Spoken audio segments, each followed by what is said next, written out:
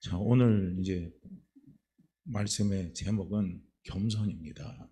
우리가 이제 어려울 때일수록요, 우리가 하나님 앞에 행할 수 있는, 우리가 어떤 모습을 가지고 행할 수 있어야 되는가 하는 부분들을 이렇게 생각해 볼 때 정말 겸손이 필요하다 하는 부분을요 생각을 해보게 됩니다. 우리가 지난주에 제가 말씀드렸어요. 어려울 때일수록 우리에게 필요한 것이 순종입니다. 근데 누가 순종할 수 있는 사람이야 되느냐? 진짜 순종할 수 있는 사람은 누구냐면요, 겸손한 사람은 순종하는 사람입니다. 겸손이 돼야 순종이 찾아오는 거거든요. 그래서 우리가 어렵고 힘들 때일수록 왜 하나님이 우리에게 어려움을 주셨는가 하는 것을 우리는 자꾸 묵상을 해봐야 돼요. 어려운 자체 환경만 자꾸 생각해 보면 우리는 힘이 빠지고 진이 빠집니다. 그렇지만 왜 하나님께서 지금 현재의 상을 어렵게 만들었는가, 아니면 지금 내가 처해 있는 상을 왜 자꾸 어려워지고 힘이 들어지는가 하는 것을 우리는 왜라는 질문을 가지고 자꾸 하나님 앞에 서야 된다는 거예요.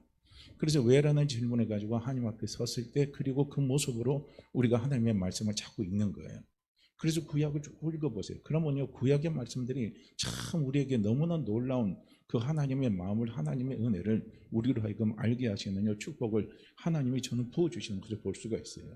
그래서 저는 지금 계속 에레미야서를 읽고 있어요. 에레미야서를 읽고 에레미야 애가를 지금 읽고 있는데, 근데 이제 에레미야 애가 에레미야서를 이렇게 쭉 읽다 보면은 여기에서 하나님 아버지의 마음이 자꾸 느껴지는 것이 무엇이냐면, 하나님이 정말 우리에게 원하는 게, 어려울 때 원하는 게, 힘들 때 우리에게 원할 때, 어려움과 힘든 상황에서 하나님이 우리에게 원하는 것이 무엇일까 하고 자꾸 말씀을 읽다가 생각을 하고 묵상을 하다 보면, 여기서 깨닫는 게 순종이구나. 순종이구나. 그러면서 또 말씀을 또 읽다 보니까, 그럼 누가 순종하는 사람이 되는가? 이제 이런 부분들을 자꾸 이제 되묻게 되더라고요. 되묻게 되면서 오늘 본문 말씀에 보니까 겸손이라는 단어가 나오는 거예요. 하나님이 어렵고 힘든 상황입니다. 고통스러운 상황 가운데 빠진 이스라엘 백성, 유다 백성에게 하나님께서 원하시는 것이 오늘 본문 말씀에 보면 두 가지를 원하는 거예요. 겸손과 하나님을 두려워하는 마음입니다. 그래서 오늘 저는 겸손에 대해서 같이 말씀을 좀 나누려고 하는 거예요. 그래서 이 겸손이라는 단어를 이렇게 살펴보게 되니까, 여기서 본문 말씀에 보면 겸손하지, 이 말에 이렇게 표현이 되어 있어요. 그래서 겸손하지에 해당되는 이 원어가 뭐니까 딱하라는 말입니다. 원형적인 말이 딱한데, 이 딱하라는 말은 눌리다, 부서지다, 깨트려지다 라는 말이 이 딱하라는 말입니다. 그렇기 때문에 겸손하지라는 것은 무엇입니까? 하나님 앞에 깨트려지는 거예요. 하나님 말씀 앞에 우리가 눌려지는 거예요.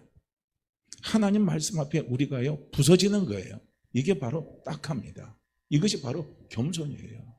그러니까 하나님이 우리에게 원하시는 마음이 뭐냐면, 지금 유다 백성들에게 원하는 마음이 오늘 우리에게도 똑같이 하나님이 그 원하는 그 마음은 절대 변하지 않습니다. 그 마음은 똑같은 마음이에요.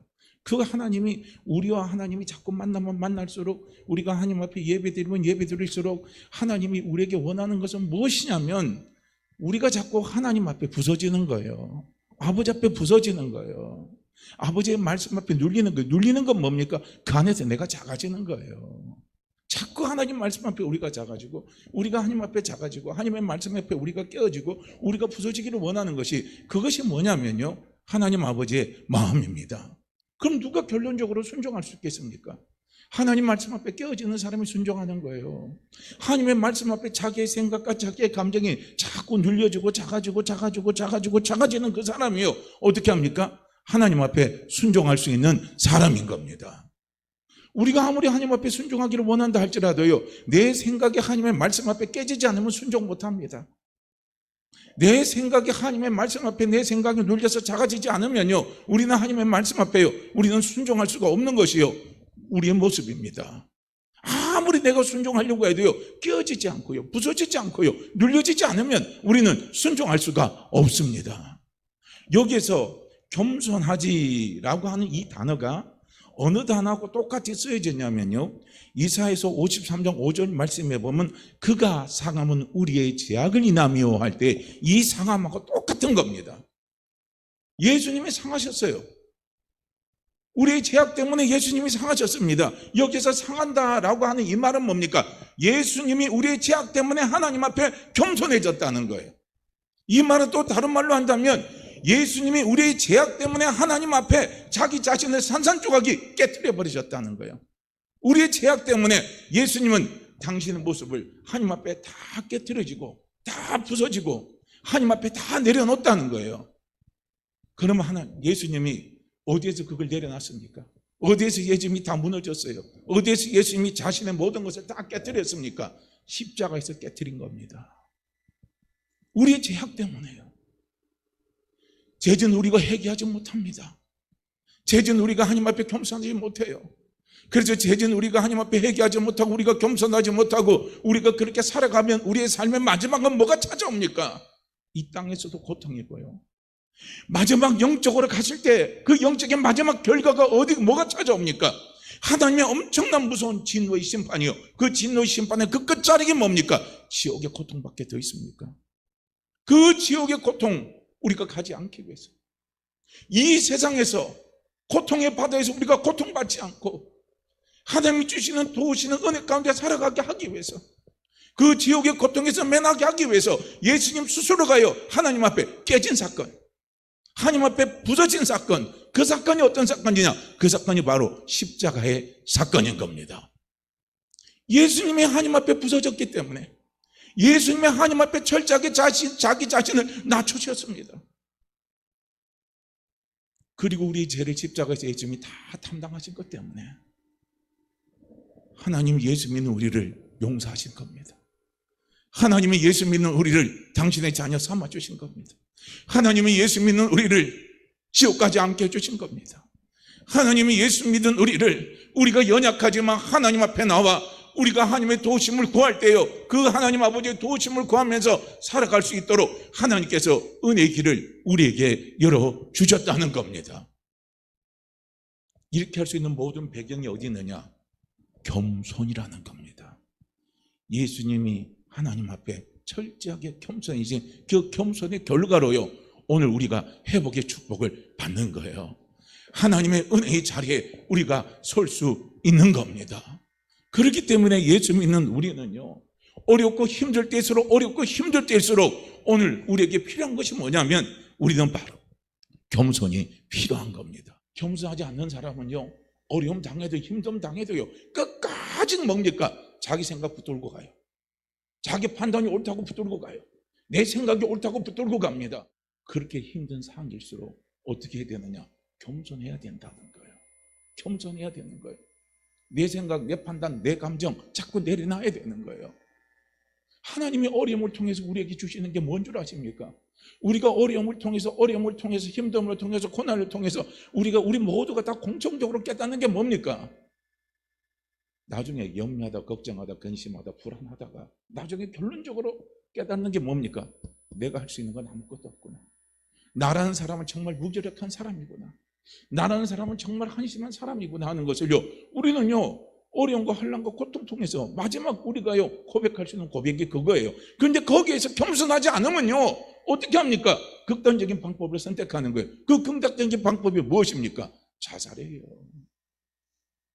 그래서 예수를 믿는 사람들, 예수를 정말 믿는다고 하는 사람이 자살하는 사건을 볼 때마다 얼마나 안타까운 줄 아십니까? 자살하는 사람은 견디기가 어려서 힘들어서 자살했겠지만, 그러나 우리가 신앙적인 입장에서 볼 때는요, 그 순간에 조금만 겸손했으면 어땠을까? 조금만 겸손했으면 어땠을까? 조금만 겸손했으면 어땠을까 하는 그 생각이 몰려오는 거예요. 오늘 우리가 어렵게 힘들 때일수록 우리 자신을 우리가 분명히 봤다면, 내 자신을 분명히 성찰해 봤다면, 우리는요 여기서 우리가 해야 할 일은 다른 거 없습니다. 여기서 우리는 하나님 앞에 겸손해지는 것밖에 다른 어떤 방법이요 하나도 없습니다. 하나님은 어려움을 통해서요 우리에게 원하는 건 뭔 줄 아십니까? 내 생각을 깨트리는 거예요. 내 감정을 무너뜨리는 거예요. 내 아집을 무너뜨리는 거예요. 이것이 무너지지 않으면 하나님이 우리에게 주신 복을요 누릴 수가 없는 거예요. 우리는 분명히 예수 그리스도 믿음을 통해서 우리는 복 받은 사람입니까? 복을 받을 사람입니까? 우리는 어떤 사람이에요? 복을 받을 사람입니까? 복 받은 사람입니까? 복 받은 사람이죠. 우리가 복을 받았다면 그 복을 당연히 우리는 누려야 되지 않겠습니까? 우리는 그 복을 당연히 누려야죠. 그 복을 누릴 수 있는 방법이 어디 있는 줄 아십니까? 겸손해야 그 복을 누릴 수 있는 거예요. 겸손하지 않으면 하나님 아버지께서 우리에게 주신 그 복을요, 우리는 누릴 수가 없다는 거예요. 그래서 늘 말씀드리지만 신앙은 수동입니다. 신앙은 수동이에요. 겸손한 사람만이 아버지가 우리에게 주신, 하나님이 우리에게 주신 것을 순종해서 달려나가는 거예요. 순종해서 우리가 달려나감을 통해서 하나님께서 우리에게 주신 복을요, 우리가 누릴 수가 있는 거예요. 한번 보세요. 저는 성경에 보면요, 하나님이 참 엉뚱한 말씀하시는 거 많이 봐요. 보세요. 갑자기 하나님이 기도원에게 나타나셔서 천사를 통해서 기도원에게 하나님이 뭐라고 말씀하십니까? 큰 용사여, 기도원에게 그렇게 말합니다. 그 말을 들은 기도원은요, 황당무계한 거예요. 너무 황당한 거예요. 엄청나게 황당한 거예요. 지금 자기가 자기 자신을 바라보면 나는 큰 용사도 아니고 정말로 막말로 하면 나는 비리비리한 사람이라는 거예요. 비리비리한 사람이에요. 이스라엘 12지파 가운데 가장 작은 지파가 자기 지파고, 그 다음에 그 지파 가운데 가장 작은 집안이 자기고, 자기 집안 가운데 가장 작은 사람이 누구냐? 자기라고 이야기하는 거예요. 그런 나를 하나님이 그 기도원을 향해서 뭐냐면 너는 큰 용사로 이야기하는 거예요. 보세요. 큰 용사라고 했다고 해서 내가 큰 용사로 내가 인정할 수 있습니까? 도저히 우리는 인정이 안 되는 거예요. 왜냐하면 내가 처한 환경을 보면, 그 환경을 보고 내가 판단을 하면요, 인정할 수가 없는 거예요. 우리의 육신은요, 철저하게 환경에 길들여져 있습니다. 그러나 우리의 영은 무엇에 길들여져 있는 줄 아십니까? 우리의 영은 하나님의 말씀 앞에 길들여져 있는 거예요. 할렐루야. 그래서 우리는 어렵고 힘들수록 우리의 영이 살아야 돼요. 우리의 영이 살아야 됩니다. 그래서 우리의 영이 살면요, 우리는 무엇 갖고 판단을 하느냐? 하나님의 말씀 갖고 판단하는 거예요.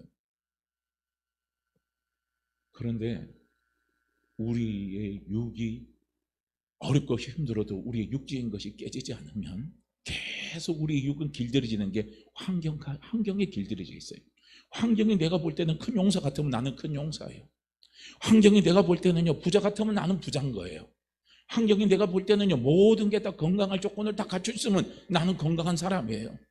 그런데 영적인 것은 정반대로 말할 때가 많이 있습니다. 성경은 거의 반대로 이야기하는 거예요. 그런데 그것을 내가 수용하고 받아들일 수 있으려면 어떻게 해야 됩니까? 내 생각이 깨져야 되는 거예요. 내 생각이 깨져야 그걸 받아들일 수 있는 거예요. 그게 바로 겸손입니다. 그래서 겸손한 사람은요, 하나님 아버지가 강하다 하면 강한 거예요. 할렐루야. 나는 강한 사람입니다. 나는 강한 사람입니다. 나는 강한 사람입니다. 이렇게 할 수 있는 거예요. 또한 겸손한 사람은 어떤 사람이냐? 하나님이 너희는 너희 자신 스스로 굳셀지어다 하면은요, 나는 굳세지는 거예요. 그냥 굳센 거예요. 이게 겸손한 사람이 할 수 있는 겁니다. 그런데 이것은요, 우리의 인간적인 상식 갖고는 잘 안 되는 거예요. 그런데 겸손해지면 하나님의 말씀 앞에 내가 깨지고 내가 무너지고 내가 거기서 납작 엎드리면요, 나는 그렇게 될 수가 있어요. 천부의 의지 없어 손 들고 갑니다. 주님 나를 박대하면 제가 어디로 갑니까? 우리가 그 절박한 심정이, 그게 바로 겸손의 자세입니다. 그런 절박한 심정 앞에 하나님의 말씀이 우리 앞에 떨어지고 하나님의 말씀의 감동이 내 앞에 떨어질 때요, 우리는 그 말씀을 붙들고 할렐루야 하는 겁니다. 지금 죽을 것 같아도 할렐루야 하는 거예요. 내가 지금 아무것도 할 수 없는 것 같아도 할렐루야 하는 겁니다. 내가 지금요, 숨이 막혀서 죽어도요, 나는 이제 살았다. 나는 이제 살았다. 나는 이제 살았다요. 우리는 그 말을 할 수 있는 겁니다. 그게 바로 겸손이에요. 겸손한 사람은 바로 그렇게 외칠 수가 있는 겁니다.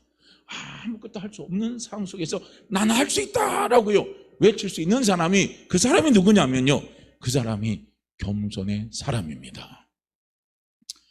자, 출애굽기 2장을 보게 되면 어떤 사건이 나오냐면요, 출애굽기 2장에 이런 사건이 나오죠.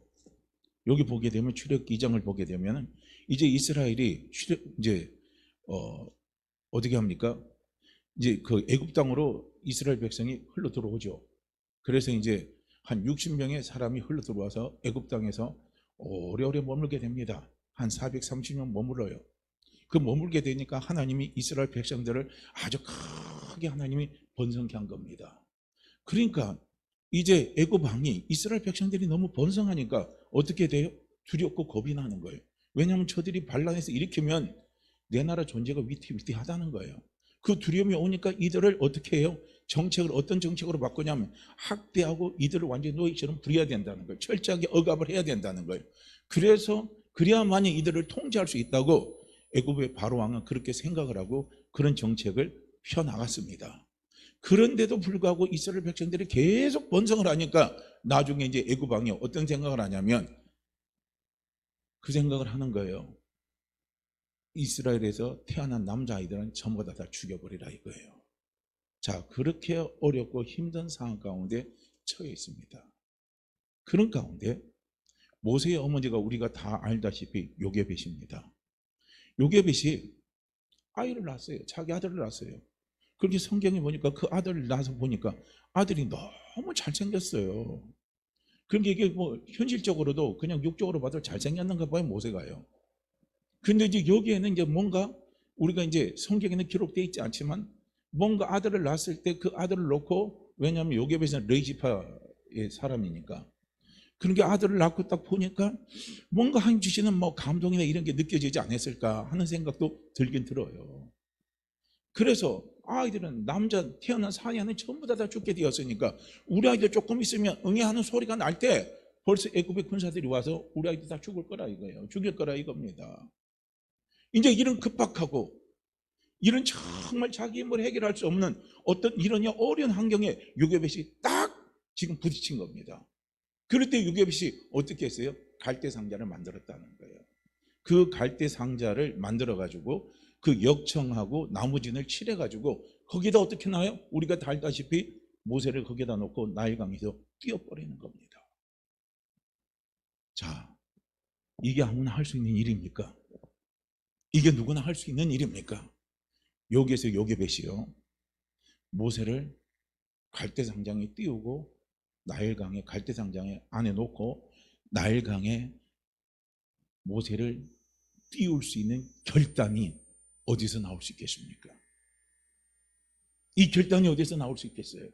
철저하게 누구를 신뢰하는 겁니까? 자기가 자기의 생각을 신뢰하면 그런 결단을 할 수가 없는 거예요. 내가 내 생각을 자꾸 의지하고 달려나가면 그런 결단을 할 수가 없는 거예요. 왜냐하면 갈대상자에 놓고 모세를 나일강에 띄워놓으면 나일강에 악어들도 있을 거 아닙니까?